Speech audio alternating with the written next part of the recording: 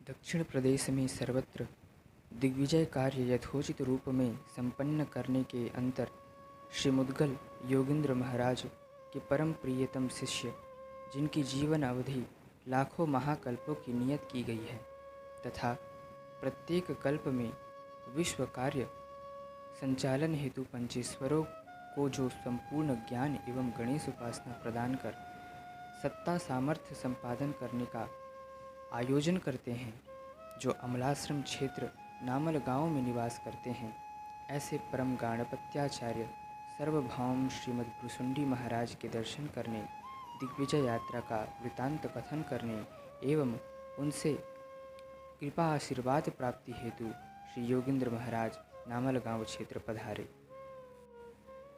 वहां पहुंचने पर श्रीमद् योगींद्राचार्य जी ने अपने संपूर्ण शिष्य गणों समेत नारदा, कर्पूरा तथा बिंदुसुरा नामक नदियों के संगम पर स्थित श्री तुरीय तीर्थ में स्नान किया।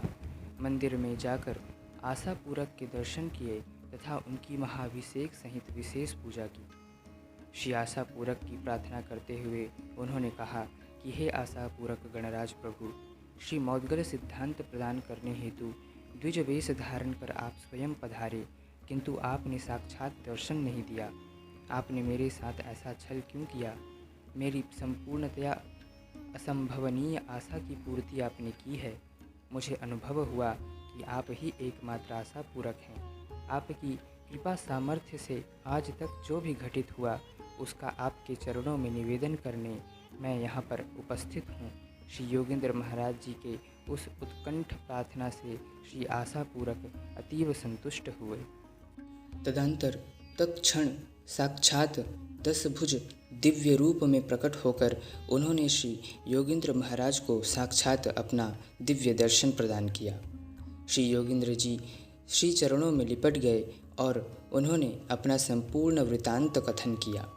श्री आशापूरक जी ने अत्यंत प्रसन्नता से उन्हें उठाते हुए अपने हृदय से लगाया और गौरवपूर्ण शब्दों में उन्हें आश्वस्त कराया। उन्होंने कहा कि हे भक्त शिरोमणि, तुमने जो भी किया है सब ये यथोचित ही है। भक्ति योग से परिपूर्ण वैदिक गणेश उपासना का सर्वोत्तम फल प्रदान करने वाले मुद्गल सिद्धांत के प्रचार प्रसार का कार्य जो इन दिनों अपेक्षित है, उसी को तुमने अपनाकर इस संसार का कल्याण किया है। उसके लिए एकमात्र तुम्हारा ही अधिकार नियत हुआ है।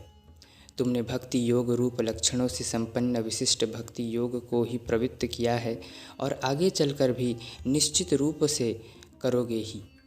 इस प्रकार गौरवपूर्ण वाक्यों से योगींद्र जी को अनुमोदन प्रदान करते हुए, कृपा आशीर्वाद एवं आलिंगन देते हुए श्री आशापूरक गणराज प्रभु मूर्ति में समा गए।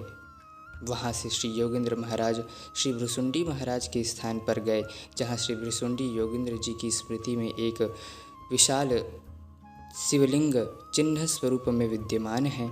श्री योगींद्र महाराज ने उनकी पूजा की, स्तोत्र पाठ आदि को संपन्न कर जब वे ध्यान अवस्था में स्थित थे, तब वहाँ श्री योगींद्र महाराज अकस्मात दिव्य रूप में अवतीर्ण हुए और श्री योगींद्र महाराज ने उन्हें प्रणाम किया।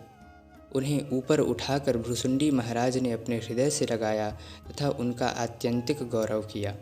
उन्होंने कहा कि समूचे गणेश गुरु परंपरा और गुरु पंचक में एकमात्र तुम ही परम श्रेष्ठ एवं धन्य हो। मेरे सद्गुरु श्रीमन मुद्गल योगींद्र महाराज श्री स्वानंद नाथ प्रभु के आदेश से तुम्हारे रूप में अवतीर्ण हुए हैं। तुमसे मिलकर मैं परम सौभाग्य का अनुभव कर रहा हूँ। श्री गणराज प्रभु के लिए अत्यंत प्रियकर श्री गणेश भक्ति प्रकाशन का कार्य भूस्वानंद क्षेत्र में इस गणेश गुरु स्थान से प्राप्त होता है। इसी के लिए श्री महासिद्धि पीठ की स्थापना की गई है। इसी पीठ स्थान से गणेश भक्ति मार्ग प्रकाशित एवं प्रवृत्त हुआ है। इसी महत्तम कार्य की यथोचित पूर्णता तुमने सिद्ध की है। यही तुम्हारा परम ध्यान पद भूतत्व है। अब यहाँ अमलाश्रम क्षेत्र में तुम्हारा आगमन हुआ है, तो कुछ काल के लिए यहीं रहकर नित्य गणेश चर्चा के आयोजन से मुझे प्रसन्नता प्राप्त करा दो। श्रीमद्गल भविष्य भाष्यादि की रचना तुमने की है, उसका अवलोकन भी संभव होगा। इतना कहकर भृशुंडी महाराज वहीं अंतर्ध्यान हो गए। श्री भृशुंडी महाराज के आदेशानुसार श्री योगेंद्र महाराज ने कुछ काल तक वहाँ रहकर वहाँ पर गणेश संप्रदाय के प्रचार हेतु कार्य किया। निवास के अंत में श्री योगेंद्र महाराज ने आशापूर्वक गणेश तथा श्री सद्गुरुनाथ श्री भृशुंडी योगेंद्र महाराज से आशीर्वाद पूर्वक प्रयाण की अनुमति प्रदान करने हेतु प्रार्थना की। उनका आशीर्वाद प्राप्त होने के उपरांत उन्होंने वहाँ से प्रस्थान किया। श्री मुद्गल अपने शिष्य भृशुंडी समेत उन्हें विदा करने त्रिवेणी संगम तक आ गए।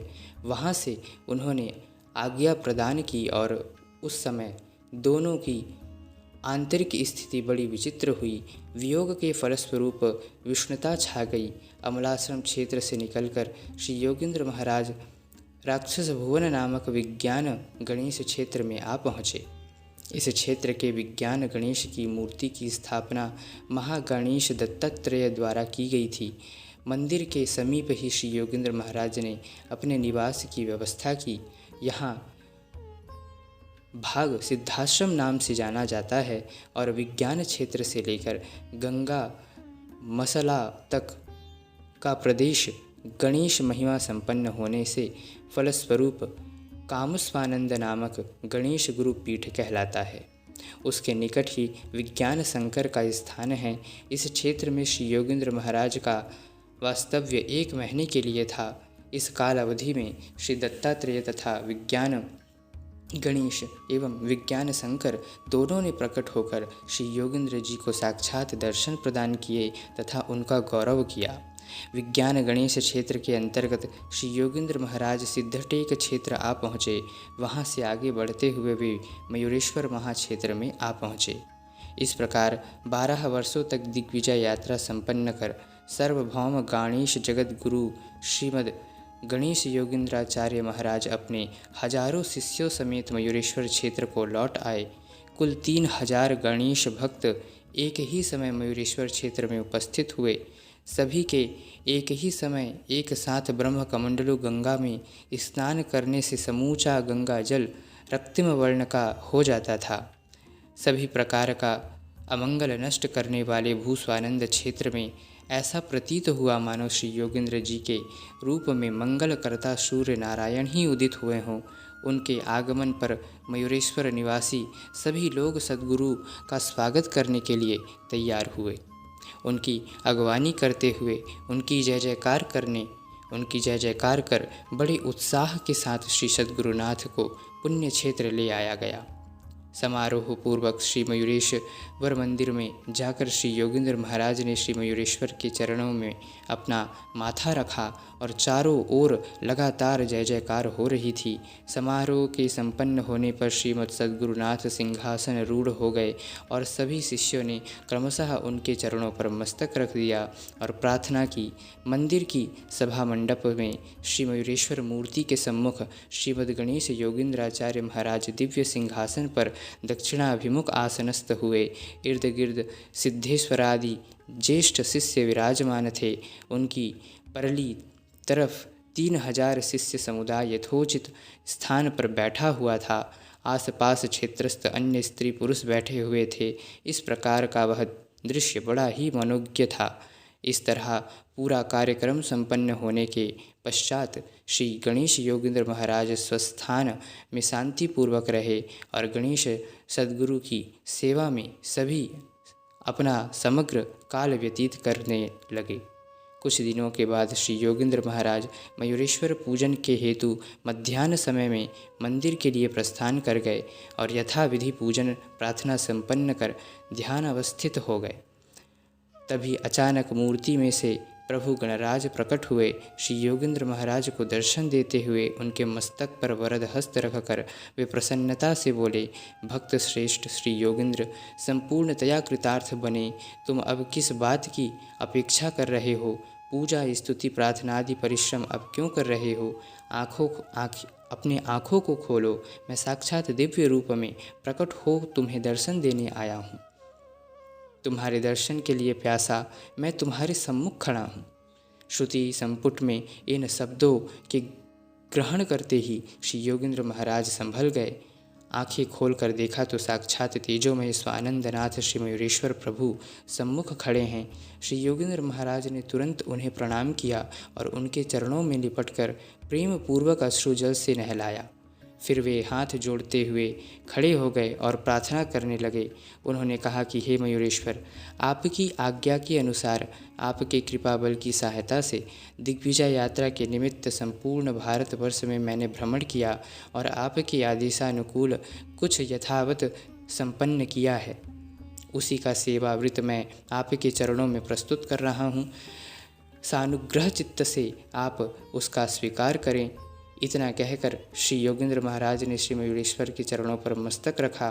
परम दयालु श्री मयूरेश्वर प्रभु ने उन्हें ऊपर उठाकर बड़े प्रेम से हृदय से लगाया और अपनी संपूर्ण अनुग्रह वाणी से, भक्त श्रेष्ठ तुम धन्य हो, मैं अतीव संतुष्ट हूँ। अब मुझे छोड़कर कहीं भी मत जाओ, तुम्हारा वियोग मुझसे बिल्कुल सहा नहीं जाता। इतना कहकर पुनः अपना अभयदान रूप वरदहस्त श्री योगेंद्र जी के मस्तक पर रख श्री मयूरेश्वर प्रभु अपने श्री विग्रह में समाहित हो गए।